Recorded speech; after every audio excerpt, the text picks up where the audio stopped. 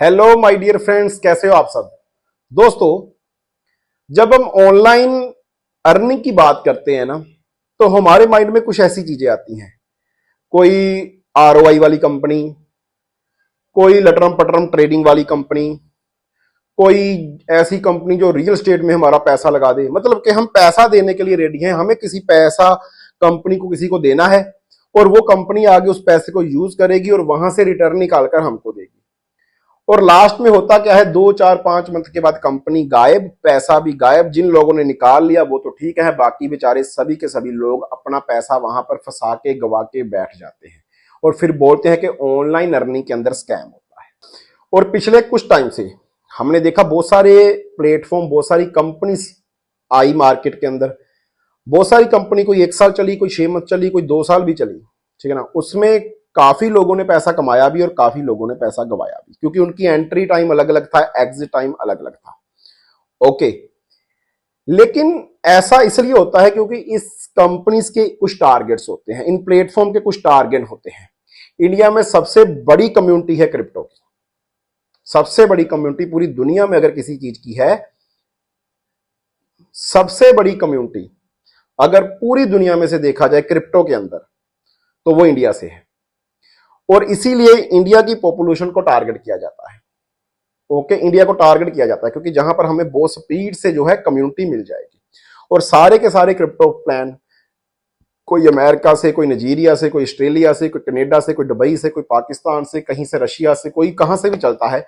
उनका एक ही मकसद होता है कि इंडिया में इस प्लान को एक बार डालकर अपडेट करके फैला दिया जाए, क्योंकि वहां से बहुत जल्दी कम्युनिटी आएगी। और ऐसा होता भी है। अब जब उन कंपनीज के टारगेट्स पूरे होते हैं तो वो विड्रॉल रोक देते हैं, क्योंकि वो सेंट्रलाइज सिस्टम है, उनके हाथ में पावर है। तो हम क्या करते हैं, हमारा पैसा उनके वॉलेट में पड़ा होता है, तो हम कुछ कर नहीं सकते। पैसा उनके वॉलेट में है, वो जब तक दिल करेगा आपको देंगे, जब तक दिल नहीं करेगा वो नहीं देंगे। और ऐसा भी हुआ। तो हमें क्या करना चाहिए, हमें सीख लेनी चाहिए इन चीजों से कि अगर हमें कुछ ऐसा डिसेंट्रलाइज प्लेटफॉर्म मिल जाए, वो आसान नहीं है दोस्तों, रिसर्च करना पड़ेगा।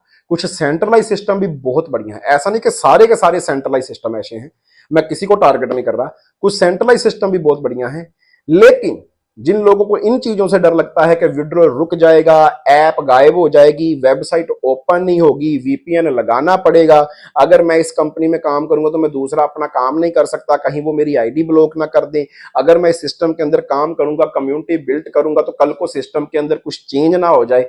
ये सारी दिक्कतें अगर आप फेस करते हो, तो ये सारी दिक्कतें का एक ही सोल्यूशन है कि सेंट्रलाइज से आप डिसेंट्रलाइज में मूव हो जाओ। डिसेंट्रलाइज जो है ना, वो बहुत बढ़िया चीज है। हम गांव में कमेटी भी डालते हैं, आपने देखा होगा, तो वो भी एक तरह का डिसेंट्रलाइज सिस्टम की एक एग्जांपल है। उसके अंदर कोई ओनर नहीं होता, किसी एक बंदे का पैसा नहीं होता, सभी लोगों का कंट्रीब्यूशन सेम होता है, सभी लोग मालिक होते हैं।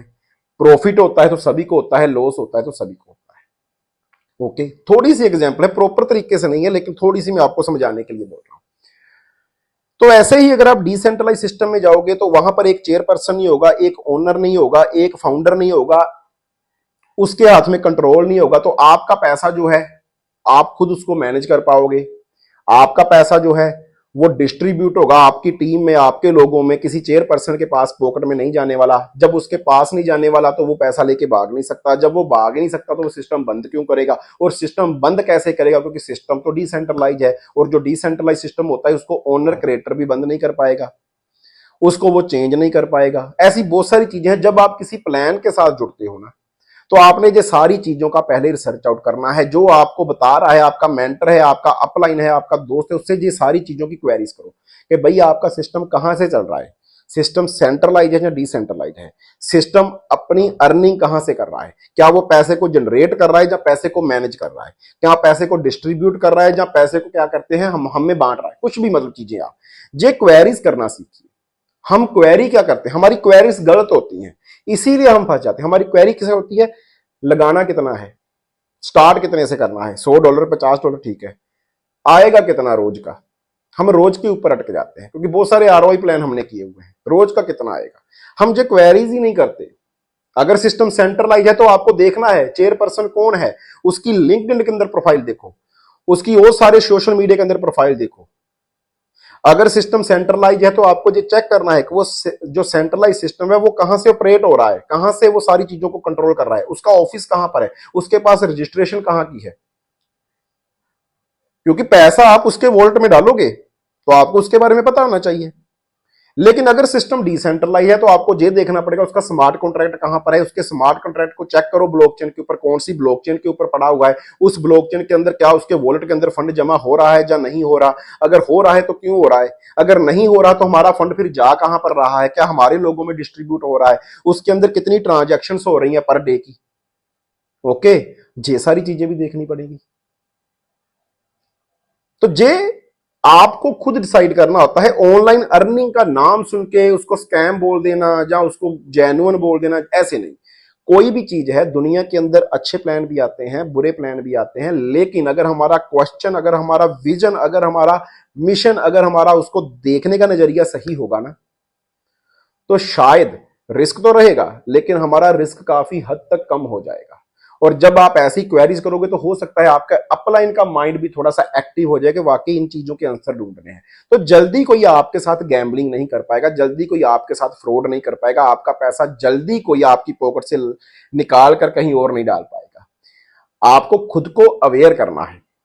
इस वीडियो का कंक्लूजन जो है, इस वीडियो का सारांश ये है, जब तक आपकी क्वेश्चनरी, जब तक आपके सवाल अच्छे, सही, जेन्युइन नहीं होंगे, तब तक आपको जेन्युइन सिस्टम और जेन्युइन वे नहीं मिलने वाला। और सेंट्रलाइज सिस्टम भी अच्छे होते हैं, कुछ सेंट्रलाइज सिस्टम बुरे होते हैं, डिसेंट्रलाइज भी अच्छे होते हैं, कुछ डिसेंट्रलाइज के नाम के ऊपर आते हैं, जो डिसेंट्रलाइज नहीं होते वो बुरे होते हैं।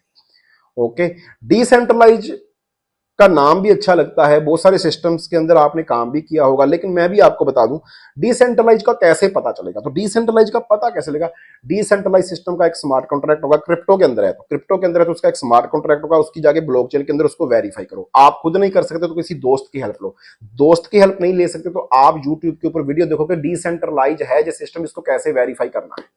आप ये चीजें सीखो।